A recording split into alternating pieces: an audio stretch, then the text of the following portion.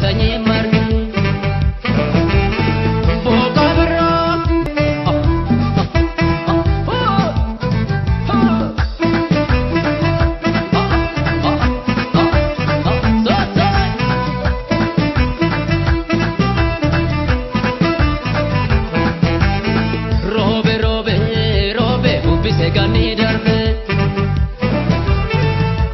Rabbi kabaja panesanye marge boka bra bagana gangesa ayana waka tirawal ga fatalami walarga boka bra bagana gangesa ayana waka tirawal ga fatalami walarga robe robe robe ubise gani darbe abdi rabbi kabaja panesanye marge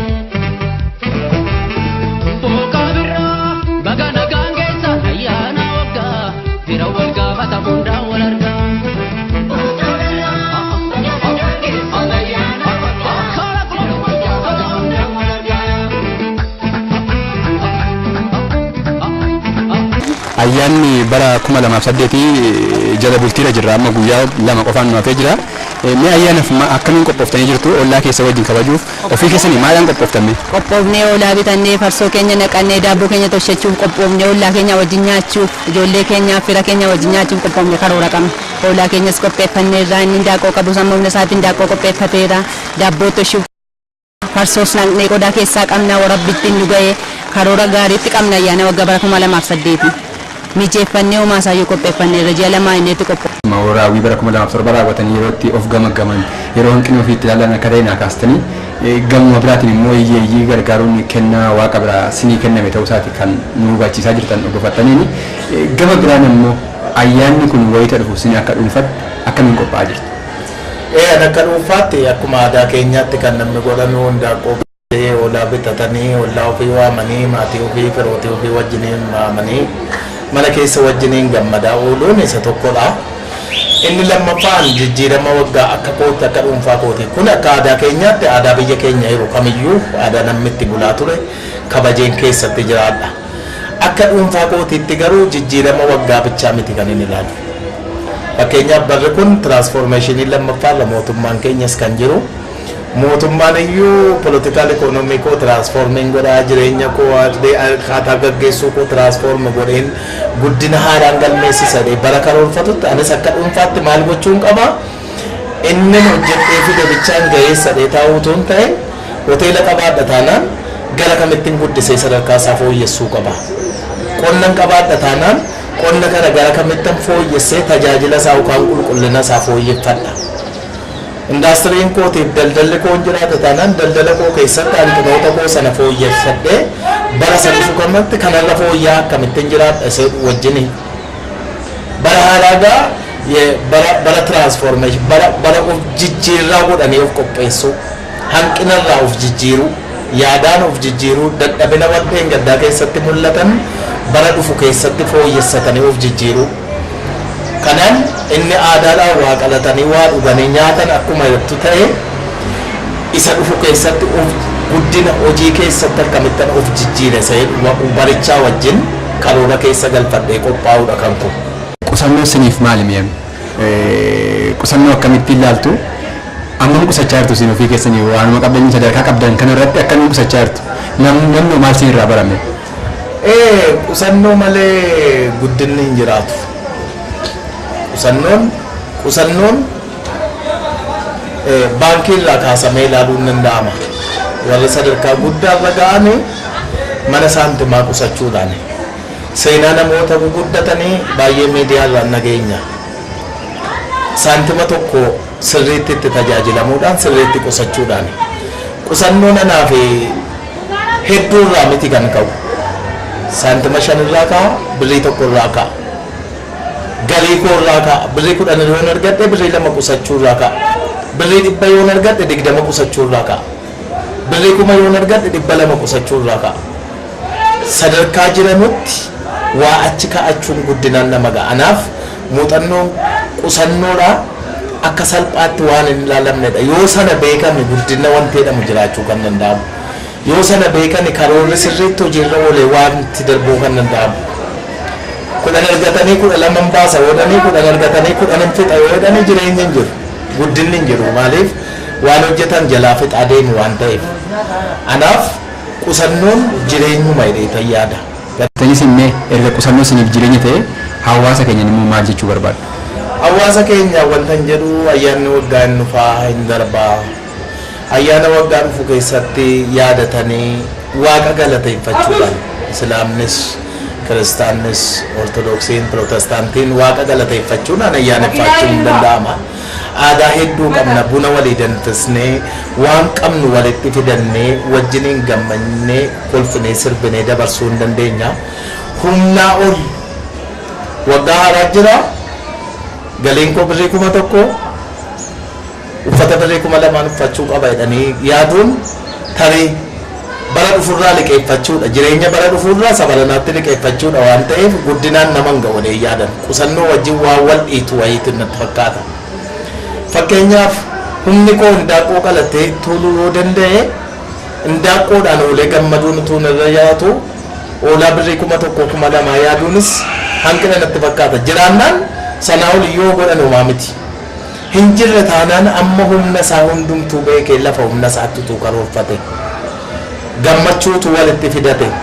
Gammachuun xinnoo guddaa hin qabu waan ta'eef qaluudhaan uffata bituudhaan waan hin jirre humnaa ol boolitti liqeeffachuudhaan miti.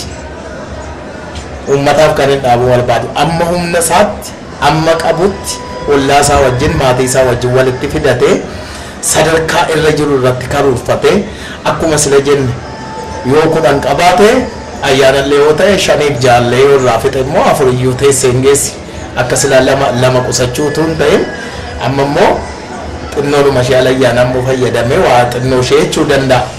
Kanaan gammachuu walitti fidanii garuu ayyaana sababeeffachuudhaan waan qaban utuu jalaa fixuu baatame baay'ee gaariidha seeduudhaan kan iyyaatu. Jedhama kan hin jiraadhu godina Lubbaa Biraan Argeessaachi magaalaa Suphee ganda duwwaa tokkooti. Yeroo jalqabaatiif kan inni daldala jalqabe bara 1995ti. Ala jalqabaatiif yeroo jalqabe waa tokkoon qabuun ture liqeeffadhee kan hin jalqabe. Itti liqeeffadhee nagadaa jiru hindaaqqoo biteetanii kan jalqaba kan hin jalqabe. Kanaan booda hindaaqqoo kanan tun daldaluun gara oolaatti kan hin ce'e. Tun oolaa kan nagadu immoo gara fuulduraatti immoo maal yoon godhedha jireenya koo fuuldura kan fooyyeffadhu jechuurraan kan ka'e gara sangootaatti darbee sangootas nan nagadanii yeroo ammaa kana baadiyyaadha kan hin ture amma magaalatti galee mana ijaarradhee tan jira. Ataakiltii adda addaas dhaabbadhee kan hin qabu. Karoora fuulduraatti kan hin qabu immoo amma lafa nuufaa jira. Yoo rabbi jedhe immoo gara fuulduraatti immoo gara mattuufaatti makiinaadhaan fe'uudha kan hin yaadaa jiru. Egaa karoorri si maalimi? Karoora jechuun anaaf waan guddaadha. Karoora jechuun anaaf waan guddaadha. Namni karoora hin qabne tokko silamuyyuu nama maraate irraa adda miti. Namni karoora hin qabne nyaatee buluu hin danda'u. Yeroo jalqabaatiif ergan daldala kan jalqabe ituun akka sanaan hiriyoonni koo warri na wajjin jalqabanii kaan mana jimaatti galanii kaan mana shishaatti galaniitu kan jarri hafanii jiran.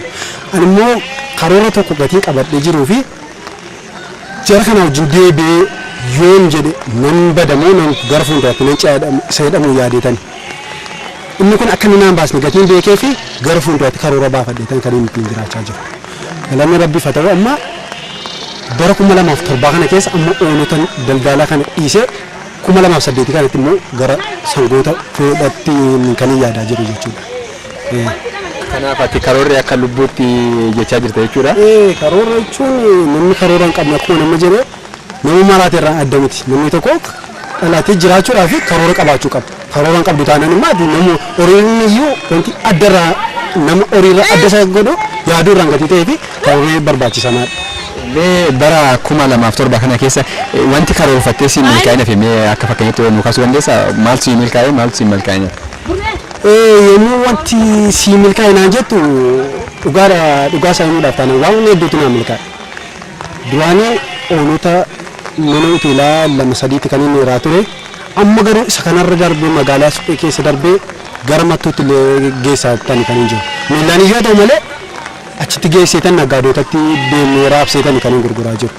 Wanti immoo si milkoofni gaafattu immoo sirriidha horii sangoota kana achi geessuudhaaf na yaada garuu naa milkaa'uu hin dandeenye humnarraan kan ga'e jechuudha garuu yoo rabbi itti naa dabalamee jedhu gara fuulduraatti immoo sangoota illee amma sadarkaan mattuutti geessee achitti kafaafalutti nagaadheetani kan yaadaa jiru. Okay. Karoorri keessaa egaa kaan milkaa'e kaan hin milkaa'in akkuma jiru kun saayinsii masaadha. Hojiiwwan bara 2007 seela harcaanii fi bara 2008tti karoorfattee jirte jechuudha. Sirrii.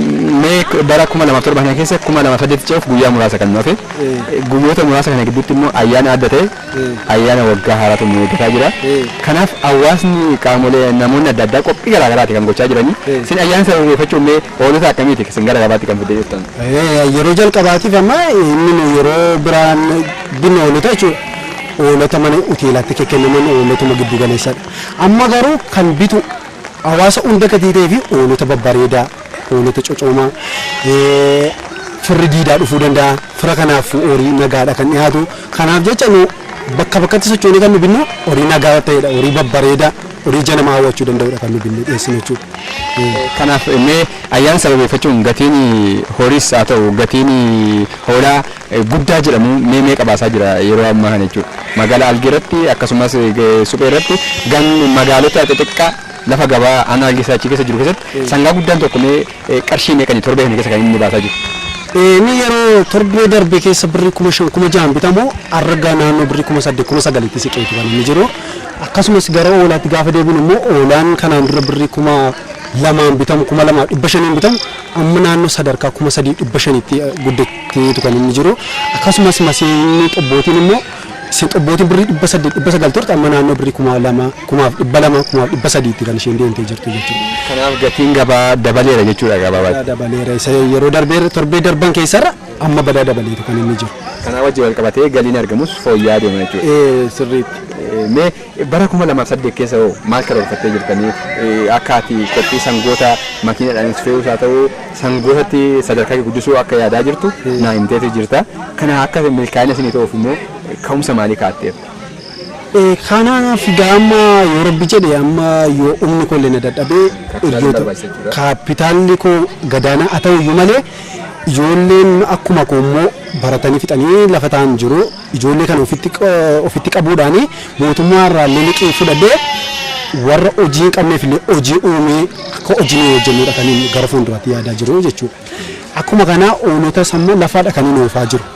Amma garuu ijoollee obboloota koo warra hojii dhabeeyyii ta'anii jiran kana ofitti qabee amma immoo birrii mootummaa irraa liqii illee fudhannee jechuudha. Gurmoofnee amma makiinaadhaan akka feenullee yaadaan jira 2008 kanatti jechuudha. Lu abbaa booras haa ta'u akka biyyaatti ayyaana kanaan maal jettan? Ayyaanni gaafa jedhamu ayyaanni waggaadhaan dhufa. Ayyaanatu dhufe jedhanii immoo waan qaban qisaasisuun seera miti. Ayyaanni akkuma dhufu kana akkuma humnaatti bulaa malee akka ollaan yoo birrii 2,000 bitee saaqa hoolaa qalate ta'e anis akkas 2,000 bitee qala jechuun hin danda'amu. Ayyaanni gaafuma nyaatantu ayyaana. Gaafa akka jedhan immoo ijoolleenis barsiisuun maal jechuun jira. Isa kanas of keessatti yaadaa malee ayyaana jedhamee akka hin taane qabeenya ofii qisaasisuun immoo seera miti jedhan. Karoorri baay'ee ilmoo namaatiif barbaachisaadha. Namni karoora hin qabne dukkana keessa nama deemu jechaadha. Miknyaatuun maaliif karoora baafatanii ittiin kan deeman yoo ta'e waan karoorfatan sana irratti yoo hojjetan ta'e guddinni jira. Karoorri hin jiru taanaan immoo dukkanuma keessa waan deemuu ta'ee fi itti nabaasaadhumaan waan deemanuu gatii ta'eef kufaatii fiduu danda'a. Namni tokko amma lafarra jiraatutti fayyaa isaatiif, qallaba isaatiif, uffannaa isaatiif, jireenya booddeetiif immoo guddinaafis karoora baafatee deeme atattamaan guddachuu danda'a. Karoora hin qabu taanaan homaayyuu wanti inni argatus wanti inni maal jedhus harkaa fashalaa'uu danda'a. Amma akka naannoo keenyaatti ani namoota badaan gorsa. Miknyaatuun oomisha argatan irraa fayyaa jaraatiif kaa'achuutu irra jira, qallaba jaraatiif kaa'achuutu irra jira, uffannaa ijoollee jaraatiif kaa'achuutu irra jira. Karoora baafatanii yoo deemanii kufaatiin hin jiru. Kanaaf karoorri baay'ee barbaachisaadha. Karoora malee deemuun immoo dukkana keessa daa'imuudha jechaadha. Mee obbo Habiib isin bara 2007 kana keessa jechuudha. Akka mana keessaniitti maatii keessa wajjin maal karoorfattanii maaliin milkooftan maaltu marja'e? Akka mana kooti keessatti ani mana keessa jiraadhullee oomisha bunaas qaba. Itti aansee immoo mindaa qaba. Mindaa koo irrattis karoorfadhee oomisha bunaa argadhu sana irrattis karoorfadhee mana koo kan abbaa koo irraa warase mana moofaatu jira. Amma isa haaromsadhee mana sana qulqulleeffadhee keessa taa'an jira. Qallaba kootiifis kan taa'u hikkiminaa koo dhukkubsadhe maatiin koo dhukkubsate yoo daare kanan ittiin uffisus karoora koo baafadhee ittiin kaawwadhee ittiin tajaajilamaan jira. Kakootti baay'ee karoora baafachuudhaan karoora deemuun anaan na fayyadeera jechaadha. Bahaaraa kan 2008tiin isin geessiniin jedha. Baga waliin geenye jenna misi. Maqaan koo Dirribaa Ayyaanaan jedhama. Itti gaafatamaa bulchiinsaa nageenyaa Naargeessaa Achiiti. Egaa kan inni ibsuu barbaadu dhimma nageenyaa wajjin wanta wal qabatu akka aanaa keenyaatti karoora haaraa kan bara 2008 baasneeti kan jirru. Hojii nageenya bara 2008 kana hojjechuudhaaf immoo bartee durii qaamoleen nageenya duwwaan dhuunfatanii hojiiwwan nageenyaa hojjechuurraa bu'aawwan argaman baay'ee gadi bu'aa waan ta'eef bara kana immoo bifa haaraa ta'een hawaasa keenya bukkee geenyee hawaasa keenya karoora keenya irratti mariisuudhaan hawaasni kunis karoora kanatti erga mari'atee booda karoorri kun hin taa'amu hin ta'u waan jedhu erga yaadatti kennee booda hawaasni keenyas immoo karoora keenya irratti dabalamuu qaba jedhee kan inni akka yaadaatti kaases galtee godhannee hanqinawwan hawaasni keenya kaasan immoo irraa barannee karoora keenya bifa haaraatiin irra deebiidhaan baasuudhaaf ammas qophoofnee kan jirruu fi kan bahe irratti immoo hawaasni keenya bal'inaan kan irratti mari'achaa jiru ta'uu isaa jechuudha. Irratti mari'atan iyyuu malee immoo nageenyi bu'uura waan hundumaa ta'uu isaa nageenyi immoo hangafa ta'uu isaa adeemsi dhaaba keenyaatii wajjinii kan mootummaa keenya wajjinii wanti wal qabatu wantoota sadiidha kan inni qabatee jiru. Nageenya misoomaaf dimokiraasii jechuudha. Misoomaaf dimokiraasii nageenyaa fi misoomaaf dimokiraasii kana keessaa tokko yoo hafe wanti kamiyyuu galma qabu akka dandeenya hawaasni keenyas sirriitti jala muree hubateeti kan jiru. Kanaaf isa kana immoo cimsuudhaaf wantoota hundumaa galmaan gahuudhaaf nageenyi dursaadha jechuudha. Kanaaf nageenya kana immoo galmaa yeroo geenya jennu caasaa keessa sadarkaadhaan jiruu fi hawaasa keenya hundaa wajjin yoo raayyoomne duwwaadha waan jedhudha kan qabannee jirru jechuudha. Toorri xiyyeeffannoo keenya nageenya aanaa keenyaa mirkaneessuudha. Rakkoon nageenyaa tokkollee utuu hin uumamin hawaasni keenya nagaan oolee akka inni bulu gochuudha. Isa kana immoo gochuudhaaf callisnee jecha duwwaadhaan ibsuu otoo hin taane hawaasa keenya wajjin raayyoomnee hojii nageenyaa kana yoo hojjenne jenneeti kan yaadne jirru. Kanarraa kan ka'e torbee kana keessaa torbee nageenyaa jenneeti hawaasatti gadi buunee kan mariisaa jirru. Hooggansi aanaa keenyaa sadarkaadhaan erga mari'atee booda gara hawaasaatti gadi bu'ee qaamoleen nageenya aanaas sadarkaatti erga aanaatti erga marii geggeessinee booda gara gandaatti gadi bu'ee kan jiru. Inni gara gandaatti geggeeffamaa jiru kun already amma gara dhumaarra jira. Hawaasni keenyas isa kana bifa gammachuutiin fudhateeti kan jiru. Karoora keenyas immoo karoora nama hojjechiisuudha jedhameeti akka uummatatti yeroo dhiyaatu uummanni kan yaadatti kenne jechuudha. Kanarraa ka'uudhaanii karoorri keenya kan baran karaa wanti adda isa godhu karoora kaagataa kan marsaa tokkoffaa kan itti xumurree fi kan marsaa lammaffaa immoo lafaa kan jalqabnu waan ta'eef inni kun karoora keenya bara 2008 kan adda godha jennee jechuudha kan yaadnu jechuudha.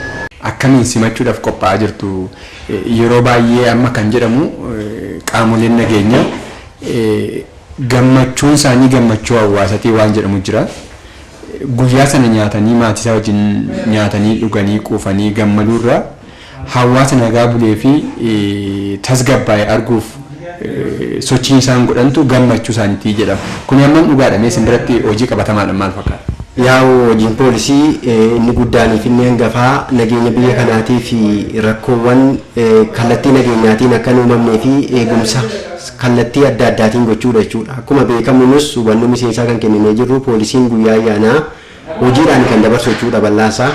Isa kanaatiif immoo rakkoon hawaasaa akka hin geenyeef dursa nageenyaa akka rakkoon nageenyaa hin raawwannee fi eegumsa barbaachisaa akka godhuu fi dandeettii yookaan immoo hubannoo kennameefii kan jiru ta'uu isaatiif guyyaa sana ammas qophii gaariidhaan eegumsa keenya eeguudhaaf hawaasi keenya akka rakkoo nageenyaa tokko hin qaqqabne yoo rakkoon nageenyaas qaqqabe immoo dabnee kallattiidhaan bira gahuudhaaf qophii gahaa kan goone jiru ta'uu isaati jechuudha. gama keenyaan jechuudha. Suphee kantiibaadha. Bara 2000 fi qophii karoora bara 2008 kana keessatti karoora riiformii qopheeffannee qabna. Karoorri keenya kuni karoora waliigala piroojeektii magaalaa keenya keessatti gabaabinumaan uummata kanaaf maaltu bu'aa buusaa kan jedhu karoora bu'aa irratti xiyyeeffatedha. Karoorri nuyi gaggabaabinaan qopheeffannee qabnu. Karoora keenya kana immoo tokko shaniin akkamiin iyyuu gahee isaa ba'a. Raayyaan jijjiiramaa maal hojjeta, gumiin dirree maal hojjeta kan jedhu hojjettoota qabnu qoonnee jira jechuudha. Hojjettoota qabnu qoonnee jirra. Tokko shaniin hojii ishee guyyaa guyyaatti torban ittiin xiinxalti. Raayyaan jijjiiramaa kudhaniin hojii isaa ilaalaa. Gumii adda duree hojii isaa ji'aan akka laalu kana karoora kana bifa kanaan keenyee jira jechuudha. Bara 2008 kana keessa maal gochuu qabna kan jedhu guyyaadhuma kaleessaa illee jechuudha. Guyyaadhuma kaleessaa illee abbootii amantaa, koree dargaggoo, koree dubartii, kaabinee caasaa gandaa waliin taane bara 2008 kana keessatti hojii nageenyaa, hojii barnootaa, hojii qulqullinaaf magariisuu magaalaa akkamiin hojjechuu qabna kan jedhu yaada bal'aa irratti gaggeessineerra jechuudha. Guyyaa kaleessaa marii bal'aa qabna turre abbootii amantaa wajjin. Abbootiin amantaa gahee akkamii taphachuu danda'u, dhimma nageenyaa irratti gahee maalii ba'u, ayyaanuma kana sabeeffatee illee naannoo isaanii irratti akkamitti wal gurmeessanii itti adda citti raayyaa isaaniitii illee akkamitti ayyaana kana keessa bahuu qabu kan jedhu illee guyyaa kaleessaa illee marii bal'aa gaggeessinee jirra jechuudha. Abbootii amantaa, dargaggoo, dubartoota walitti qabnee marii bal'aa gaggeessineerra caasaa nageenyaa wajjis mari'anneerra jechuudha. Caasaan nageenyaa keenya illee bara kanatti akkamitti socho'uu akka danda'u, namni illee ibsaa mana sajaalatti akkamitti ibsachuu akka danda'u. Milishoonni keenya illee dhagaa baatirii yeroo kana keessa ayyaana kana keessa of eeggannoo jechuudhaan dhagaa baatirii illee akkamitti bitatanii socho'uu akka qabanu marii bal'aa jira hojii illee gaggeessinee jira jechuudha. Jira hojii illee marii bal'aa bifa kanaan gaggeessinee jirra. Bara 2008 kanatti akka jennutti piroojeektii qabanne hojii maaxaa ilaalchisee piroojeektii sheedii qabannee jirra. Sheedii kana amma bifa lamaan itti adeemaa jirra jechuudha. Tokko sheedii kana amma tattamaan ijoollonni taargeet guruppii ta'an ijaaramee itti galuu danda'u kan jedhu amma caalbaasisaas kenninee hojii isaa gara xumurootarraa lammaffaa immoo iddoo isaa addaan baasnee jechuudha. Baajetaa aanaatiin kan nu qabame naannoo qarshii 154tiin isaan iddoo isaa jara wajjin laallee jira jechuudha. Ogeessaa wajjin laallee jira jechuudha. Inni bifa kanaa itti adeemaa irraa tarii baga ayyaana jala bultii bara 2008tiin isin ga'een jedha. Ittaansuudhaan hojii keessanii fi akkasumas ga'ee keessan. Baga waliin geenye jedhaanis maqaan koo itti aanaa komaandaraa Daamuu Daggafaan jedhama. Ga'een hojii kootii hoogganaa poolisii aanaa Suphee Sooddooti. Hojiiwwan bara 2007 raawwattan keessatti akkamiin gaggeeffamtanii akkamiin hojii bara 2007 yeroo ammaa kanaan ga'uu dandeessan? Akkuma beekamu hojiin nageenyaa hojii uummata hirmaachisan malee galma barbaadame ga'uu hin dandeenyedha. Sanumarraa kaanee karoora hojii bara 2007 tun galiin duraan dursaa caasaa nageenyaa fi hawaasa aanichaa karoora keenya hojjechuuf qophoofne irratti mariisisnee jirra. Akkuma beekamu hojiin gurguddaan fi ijoon bara 2007 keessatti raawwanne tokko hojii filannoo bara 2005 bara 2007 marsaa shanaffaa akka biyyaatti gaggeeffame milkeessuudha. Inni lammaffaan immoo hojiiwwan karoora guddinaaf tiraansfoormeeshinii marsaa tokkoffaa keessatti hojii xumura hojii sanaa waan ta'eef hojiiwwan gurguddoo kana walitti qabsiifnee akkamittiin milkaa'uu dandeenya waan jedhu caasaa nageenyaa sadarkaa aanaatii hanga gandaatti jiruu fi hawaasa bal'aa sana mariisisnee irratti walii gallee yeroo yerootti hubannoo uumnee of cina hiriirsinee hojii kana hojjenneerra. Hojii kanas akkaataa karoorfanneen galma barbaanne bira ga'uu dandeenyedha jechuun hin danda'ama. Maaliif filannoon bara 2007 marsaa shanaffaa akka biyyaatti gaggeessames akka aanaa keenyaatti rakkoo nageenyaa tokko maleedha kan inni milkaa'e. Hojii nageenyaas idilee keenyaas yoo laalle hojiiwwan gurguddoo yakkoonni gurguddoon kan xiqqaatanii fi rakkoon nageenyaa rakkoon saamichaa tokko malee uummanni nagaan bahee nagaan galee hojii misoomaa isaa irratti kan hirmaatee fi hojii keenyattis kan itti milkoomne ta'uu keenya ibsuun barbaada gabaabinumaan. Hojiiwwan bara 2007 kana yeroo akkaataa kanaan raawwannu raayyaan nageenyaa maal fakkaata ture? Raayyaan nageenyaa egaa calqabaa aanaadhumarraa kaasne bulchiinsiif nageenyi poolisiin waliin taane karoorsina, waliin qorannaa, waliin hojii kennina. Hojii kana keessatti caasaan nageenyaa aanaa yeroo waliin karoorsee waliin bobba'ee hojii hojjetu akkoo kana gadi bu'ee caasa nageenyaa sadarkaa gandaarra jiru milishaa humna eeggataa, sadarkaa gandaarra jiru immoo sadarkaadhaan kan sadarkaa aanaatti mariisifamuu qabu, mari'achuu qabu, leenjii qabu, leenjisaa kan sadarkaa gandaatti immoo hubannoon cimsamuu qabu, leenjii argachuu qabu, hubannoo qabu argachuu qabu, hubannoo isaa cimsaa waliin hojii hojjechaa waan tureef raayyumni hojii kana milkeessine jechuun hin danda'amu. Egaa kuni akka jiruun ta'ee qophii ayyaana bara 2007 bara 2008tti dabarsinuu laachuudhaaf egaa guyyaan xaagumeen dhumaa jirti, guyyaa 2 qofaadha kan nu hafee jiru. Kana keessattuu mee caasaalee nageenyarraa maal eegama? Guyyaa ayyaana kana akkamittiin hawaasi sochii baay'ee gochaadha kan inni jiru, qophii garaagaraa gochaadha kan inni jiru, dhugaatiin garaagaraa qophaa'aati kan inni jiru, nyaati bifa garaagaraan firoonni iddoo adda addaarraa hawaasi ganna dukkana kana waliin argin ture, birraa kana wal arguuf qophii bal'aadha kan inni gochaa jiru. Akkuma kana mee isinoo gama keessaniin akkamiin qophooftanii eegaa jirtu? Egaa akkuma beekamu ayyaanni gurguddaan ayyaanni uummataa akka lammii tokkootti qaama nageenyaatiif isin barbaachisa ayyaaneffachuuni. Haa ta'uutii garuu qaama nageenyaatti yeroo ayyaannas deebi'u qaamni nageenyaa baay'ee isaa itti gammada, itti boqotatu hin taane kan hojii nageenyaatti hojjetu halkanii guyyaa waan ta'eef kan itti yaadda'u. Rakkoon nageenyaa uumamuu danda'amuu hin danda'u jedhee kan itti karoorfatu kan duraarra caalmaa jechuudha.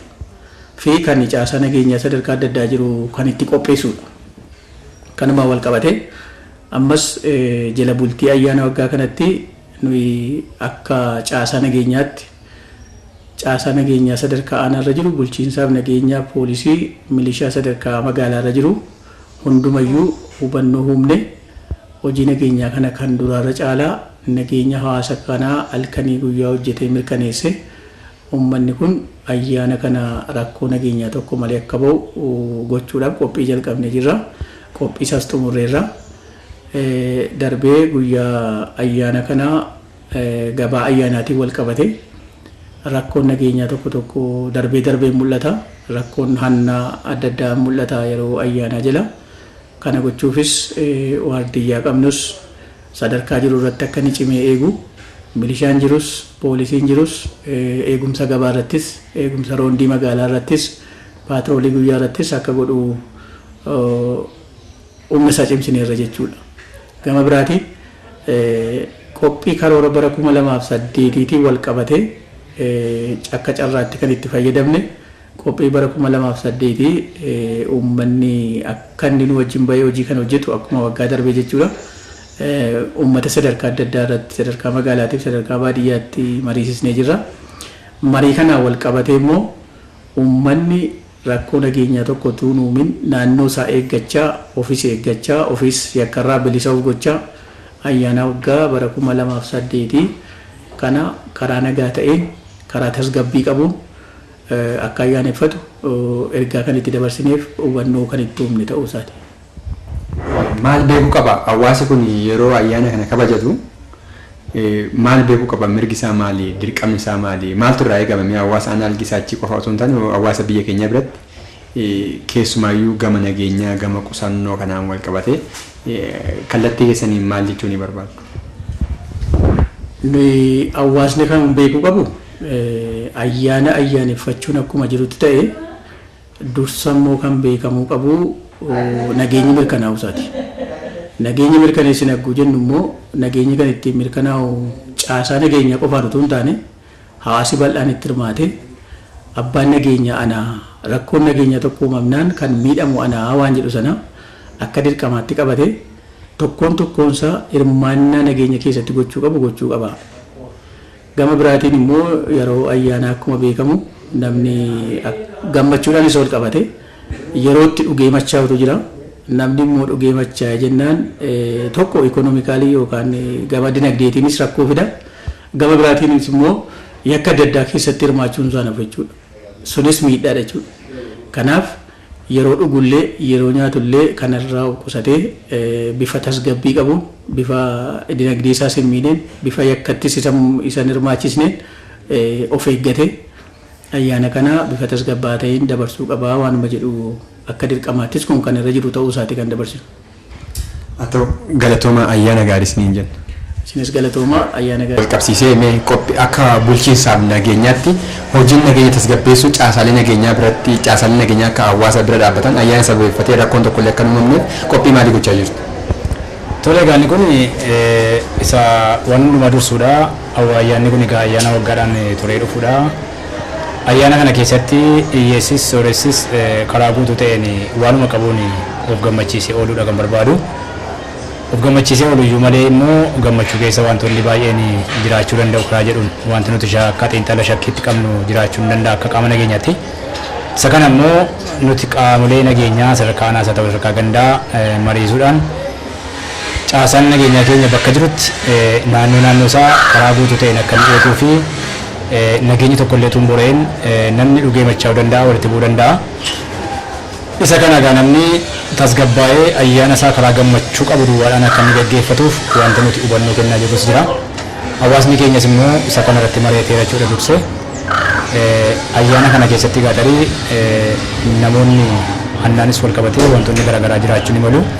Isaan kunis akka isaan hin raawwanne eegumsa dhaabbii sochii irrattis akka inni cimu gochuudhaan wantoonni nuti qophii goonee jirru jira. Ammas wanti irra deebiidhaan tuurnee hojjennu jira jechuudha. Kanaaf caasaan keenya sadarkaa sadarkaadhaan jirus isa kana dursee irratti qophaa'ee hojii jalqabee kan jiru ta'uu isaati. Waliigalamee ergaan uummata aanaa Algisaachitiif dhaamtan yoo jiraate.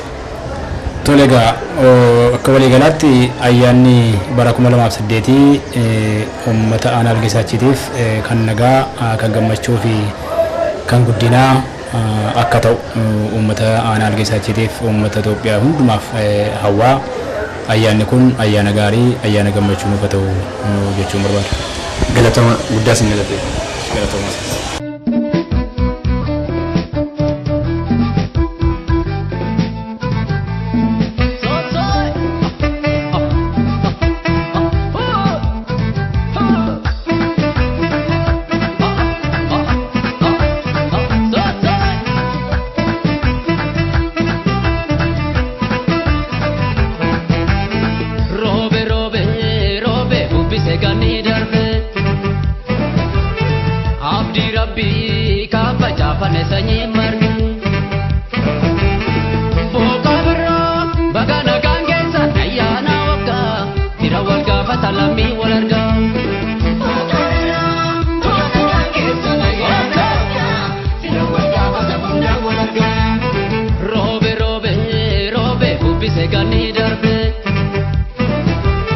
Abdi Rabbi kafa jafane sanyi marge